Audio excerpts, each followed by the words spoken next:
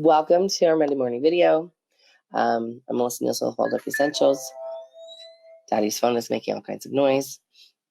And we are not in our regular studio. Obviously, we are still on vacation. We're on day 14 out of 16. We'll be heading home day after tomorrow. And we'll actually start heading home tomorrow, but it'll take us 2 days to get there. And we've had a lot of fun. If you've been following us on Instagram, our Insta stories, we've sort of documented all of the places that we've gone and the kids have had a good time. Excuse me. So if you haven't been following us, we're going to do I'll do a follow-up post sort of at the end on our regular feed. We've had a lot of fun in that we really wanted to turn this, we knew it was going to be this long trip, so we really wanted to turn it into a trip where we did a lot of learning and they did a lot of learning. So we've got a second grader and a seventh grader. And I am absolutely in love with the Junior Ranger program that the national parks have here in the United States. And the kids have been doing those and it's been a lot of fun. And they've learned a ton. So that's been a fun way to sort of start our school year and have sort of a soft start. What I want to say before I sort of jump out here and talk about placement and reading is that if you have not started yet, or you're really stressing about starting, or you don't feel like you're ready to start, please, please, please don't start then. Remember that you drive the boat. You are in charge. You get to choose whether or not you start now or next week, and you get to choose whether or not you are ready. And, if you don't feel ready, then you don't have to start. You don't have to start at all. So you have to start eventually, but you don't have to start right now. You can absolutely give yourself, give yourself a week. What I do if I'm starting to feel overwhelmed and I go, oh my gosh, I'm not ready, is I stop and I evaluate myself and I evaluate how far am I from being ready? And I write it down because the brain will lie to you. The brain will tell you all sorts of things like, oh, you're not ready. You're never going to be ready. You're not good at this. You should have just put them in school. Your mother was right. Your husband was right. All those things, the brain will lie to you. So what I do when I'm in that spot is I sit down and I write it all out. I write out how far am I from where I want to be, and just write out every task that you would need to do in order to be ready. And then take a good look at it and then ask yourself, is this realistic or is this sort of pie in the sky and being silly? Once you have dialed down what things you need to really start, then you can say, okay, how long is it going to take me to learn this or get this ready? A week? Okay, well then I can start next week. And then you choose your start date. You decide what you're going to do every day to finish up that gap. And then you get ready to start and you get over yourself. You stop being so stressed out about everything and you just have a good time because this should be fun. This should be, while yes, it's work for you, it should also be very fulfilling because that's why you came to this work to begin with. So you should not be sort of from this place of being stressed out and being frustrated all the time. You should be from a place of joy. This is exciting. I'm really happy to do this for my kids. I'm happy to be in a space for me and my family. And you can't be in that space if you are constantly second guessing yourself. So if you're really struggling, you don't think you're ready to start right now, like I said, take a step back, breathe deep, ask yourself how far you are from being actually ready, and then fill in that gap. And once you have filled in the gap, then you'll be ready to start. And then you just have to get out of your own way and start. So that's my little bit about chilling from our title. The title was Grade Placement and Reading plus Chill. So that's the chill part. I want you to not feel so stressed out. And I hopped on Instagram the other day and sort of said the same thing in our feed. And I was really surprised at how many people were like, thank you for saying this. Just thank you. I really want to empower you to remember that you as a homeschooler are the one who drives the boat. Even if you're working with a state entity, whether it be a charter school or somebody else that you have to report to, you still drive the boat. So there are many things that you can do while you're filling in that gap time of being ready to start. Stop beating yourself up for not having this perfect day where you've had this perfect breakfast and you've given them the perfect gift to start school. Get over it. That is not what this is about. This is about you being ready to bring lively lessons and have a good time with your family and really sort of dive in and be excited. It is not about all those other externals. So don't make it about the externals. Don't make it about things that it's not. Tell that voice in your head to take a hike, that you don't have time for it, and that you're really ready to sort of dive in and have a good time. So, okay, grade placement. Let's talk about that. That is such a hot topic, and I have a lot of moms that come to me and they think they know where their kids should be, or they've heard somebody else, even another Waldorf coach, say, oh, they should be here. And I'm just going to tell you, I have been at this the longest and helped more families go through this and have homeschooled my own children the longest. So what I'm bringing you comes from years of knowledge, of doing, and of observing my children, observing other children, of talking to Waldorf teachers, of all of those things. So when I bring you these notes about placement and about reading, it comes from a place of doing. It doesn't come from a place of, just thinking that I know. It comes from actually knowing. So I would say if your child turns, let's just start with a kindergartner. Your child is 5 and will turn 6 by March. They should be in K2.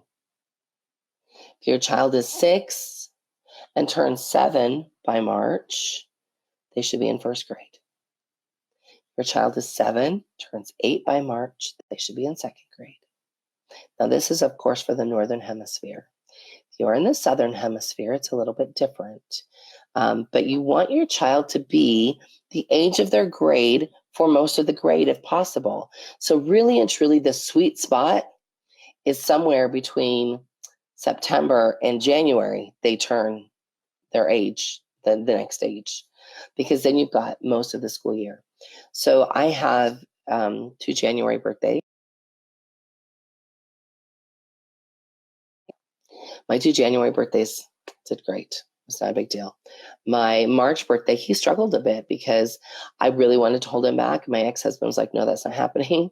So there was every year, I ended up shifting one main lesson block from the last year to the next year. And that allowed us to sort of have that buffer that we needed.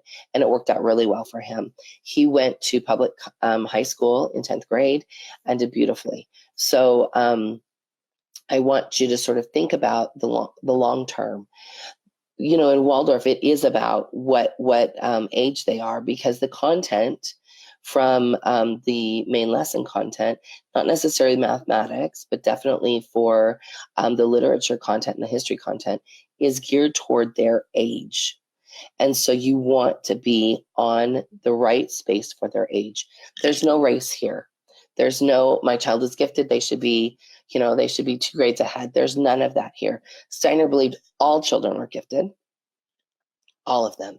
So what we do when we have a child that maybe has been in their head a little bit more, or it just knows more, we adjust the academic content, but we do not change the actual grade content. We just adjust the academic content. So if you were to come to me and say, Melissa, my child that's almost 7 has been reading for 2 years. They write their own stories. I just really don't think that first grade is right for them. I think they'll be bored. Usually what I say is this. I usually say, okay, so reading and writing is not really what first grade is all about. Yeah, that's a portion of first grade, but it's about maybe 10% of first grade. So I usually will say, okay, well, talk to me about their painting, modeling, and drawing skills. And talk to me about their knitting. Talk to me about, where they are in those places. And most of the time they go, I hadn't thought about that. So grade 1 is about so much more than just sort of learning to read and write. They need those stories from grade 1. Those fairy tales really speak to the child of that age's soul. And in a way that is often harder for moms to see at first, because they get really frustrated about, I don't know about this content. This content scares me. So they want to change it all up. I'm always really careful what I change. And I always, even if you have to hold your child's hand and snuggle them close, make them stay till the end, because there's always a resolve at the end of the fairy tale. Do you ever remember, like, when you were a kid watching Scooby-Doo? And Scooby-Doo has, like, the TV show, the cartoon, the old cartoon. I'm a child of the 70s, so Scooby-Doo was like my life when I was a kid. But like when you watch it and it's like really scary and you go, oh no, this could be like a horror cartoon. And then you find out it's like some old guy in a mask, and the kids, figure it out, and it wasn't actually a mystery at all, and it wasn't really scary. Well, that's how fairy tales are. And it builds this resilience because they sort of see the resolve and they stay till the end. And when we have children that haven't been touched by a lot of media, the resolve is even more beautiful because they can see it from a very soul level rather than just from a surface level. So you want to really allow that transformation to happen. And it can't happen if we're constantly changing the story. So when you change the story, if you feel really compelled to change it, then make sure that you know what you're changing and why. Understand the archetype that was in there, and that if you're replacing it, you need to replace it with an archetype that has the same sort of energy or space. If you want to know more about that, there are some great books about understanding fairy tales. And there's one that is on my shelf at home that I cannot think of it off the top of my head, but I will find it. If you're really interested, send me a DM or a PM and I will get you the title of that. And it's great because it really talks about sort of what you're learning in those fairy tales. And I've watched moms that, as I did a workshop surrounding the book that I cannot remember. Thank you, Stroke Brain. We did a workshop and we talked about, used this book a lot. And there was a mom that was like vehemently opposed to the Little Red Riding Hood story. And she was like, I just don't think I can do this. And I handed her the book and I said, well, because one of the chapters is about that story. She read the chapter and she was like, oh, so much different now.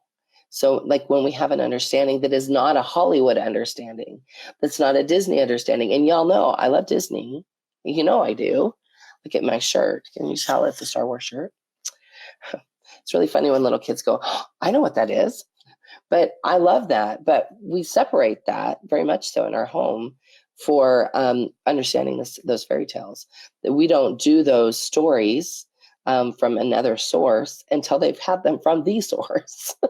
So I want them to really understand those stories from a different perspective than sort of the Hollywood perspective that often gets things mixed up. The beautiful thing is when you have a child that understands those fairy tales, and they're nourished by them, they will find ones that are very important to them, ones that they really like. And then they will seek out other retellings of those. And that's what I loved. Samuel was in this place for a long time. He wanted to hear everybody's idea when it came to like Little Red Riding Hood, everybody's idea when it came to some of those that became his favorites. And some of them were great and he loved them. And then some of them were not so great. Like the puppet show at Balboa Park. He's like, why these people like totally destroy this story? So I think when you can sort of give them a foundation of greatness, of great stories, then, it blossoms from there. And that goes for all the grades. All the grades have beautiful, beautiful story content you could bring.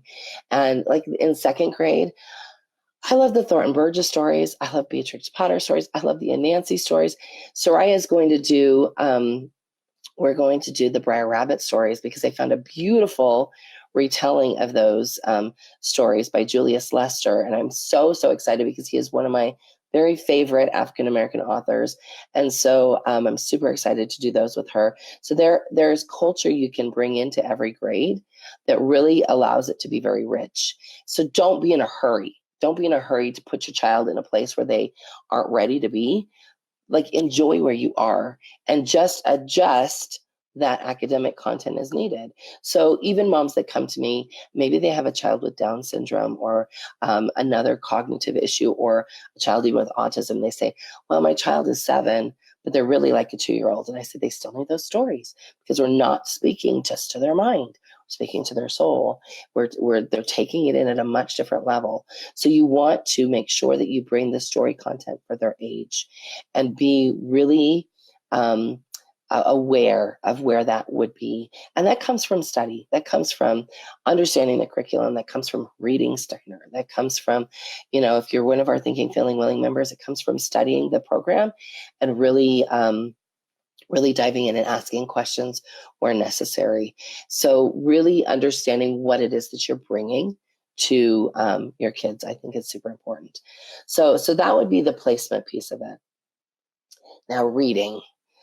Oh, so many moms. So that y'all get you staying up at night worrying about reading. Stop it.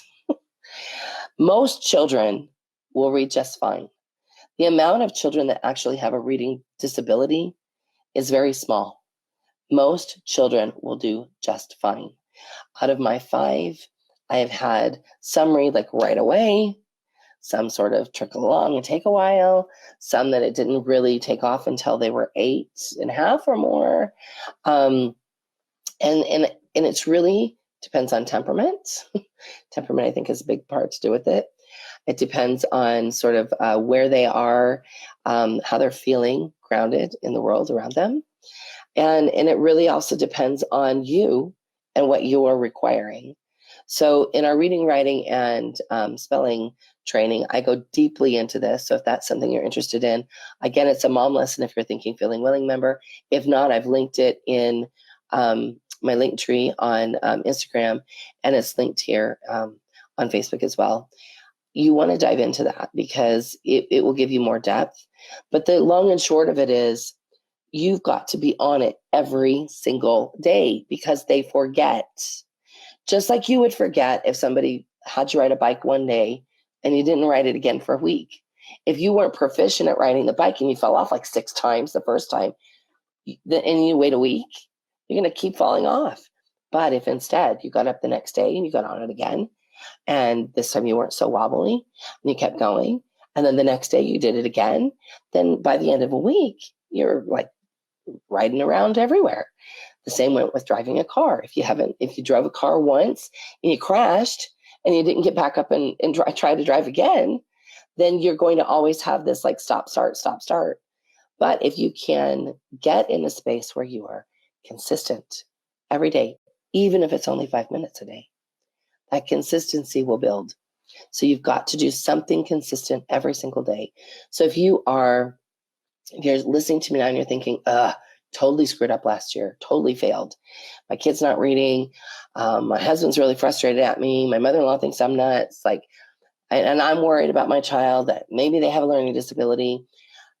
But before you can ask yourself, before you even go down the learning disability route, you have to ask yourself, have I been diligent about bringing this every single day? So once you've introduced all those letters, and we're not talking about a child that's just entering grade 1, because you all should just relax. Follow the program. Do it the way you're supposed to. Excuse me. Introduce letters, introduce the sounds, review them every week. Just follow it. By the time you get done with all of the consonants, when you bring in the first vowel, you should be able to read on that first day. So you want to be building those, though. You got to build those consonants every day as you're building up. Once I start introducing the letters, and this is where I differ from school setting, because remember, in a Waldorf school, reading is not the goal for first grade. In a homeschool, it is the goal for first grade. It is. Even if you're not worried about it, I know in the back of your head you are. Even if you don't think you are, in the back of your head you are. And so getting over that hurdle is really important. That's why grade placement and proper age is important, because then you're bringing that to the child when they're ready.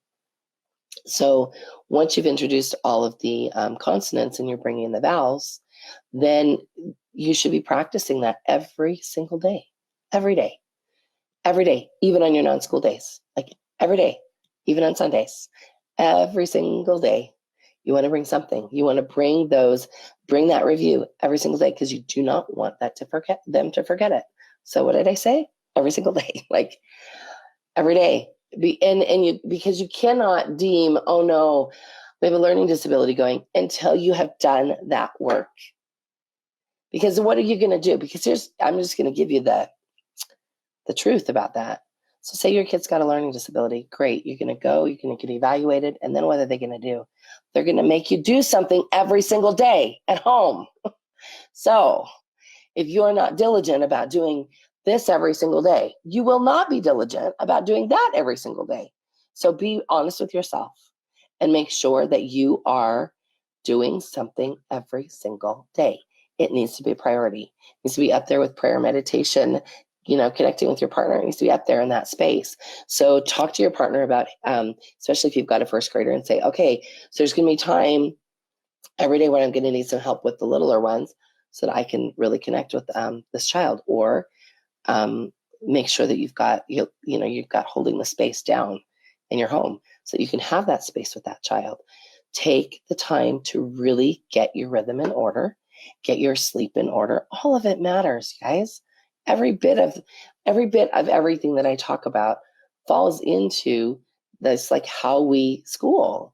Every bit of it, from the sleep you're getting to how you're running your rhythm, to the foods you're eating, the menu you're keeping, the connection you have with your partner, all of those things are one little piece that goes to the bigger whole. Excuse me. And in Waldorf, we talk about hold on to the parts. Those are the parts that make up the whole. And if you have a whole that is missing some of those parts, you are going to struggle. So if this is something that you are, stressed about, you've got to really ask yourself, okay, wait a minute. What is it that I need to do here? What do I need to do to just sort of jump forward? If you are thinking feeling willing member, and this is a big struggle for you, I'm inviting you to office hours every week on Friday. I send out a message, when office hours are. Show up. If this is important to you, you've got to show up. What I don't love it, I'm just lying to you, is when moms message me and say, oh, I'm having all this struggle. I'm having such a hard time. I don't know what to do. And I say, come to office hours. Let's talk about it. And then they don't show up. So if you're really struggling, you've got to show up. You've got to show up if you are on this path, because remember, teachers plan. Teachers talk about their students and care about their students, and they are accountable. So be accountable. Be accountable to yourself. Be accountable to your children, and stop beating yourself up. What you've done in the past is in the past. Like, bless it so that it can become wisdom and walk forward. But you're the one who makes it stop. You're the one who makes the craziness stop. You just have to say, I'm done with that.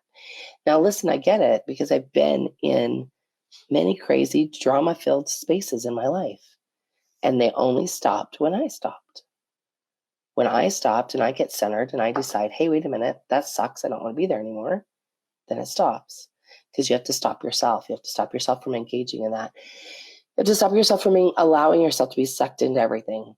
You have to look at your life, even if it's complicated. I know a lot of families that are either dealing with a medical issue, or they've got a parent or another relative that they're caring for. So guess what? You can figure out your rhythm, you can sort it out. You've just got to slow down and stop asking why, and start saying how. Show me how. Let the universe show you how. And really open up to this idea that you don't have to be a martyr. You don't have to run around crazy, but you do have to make some choices, and you do have to do the work. So I think that's pretty much what I want to talk about today. If there's anybody that has any questions, I'll be here for another about 30 seconds. Please ask them. Otherwise, like I said, you can watch our first video that we did on reading, where we're pretty in depth. And that is in the link tree if you're watching on Instagram, and it's here in the comments if you're watching on Facebook. If you're watching later on the YouTube download, we'll make sure that that's in the description as well. If not, please message us. Excuse me. And then, if you really feel like you need to go deeper with reading and you're not a Thinking, Feeling, Willing member, I invite you to hop on and think about purchasing our Path to Reading program, our reading, writing, and spelling program. So, excuse me. Also, I am going to be on a Charlotte Mason podcast, and I cannot remember the date. I think it's next week. Vacation has my mind a little bit scrambled. So watch our newsletter, because I'm going to put it there so you guys can go and listen. And I've got a couple of other podcasts I'm going to be on in the next few weeks as well. So we'll make sure that you have all the information about that so that you can go and listen and support those people as well. And I thank you for showing up here today. If you have any questions, please let us know. And I hope you have a wonderful week.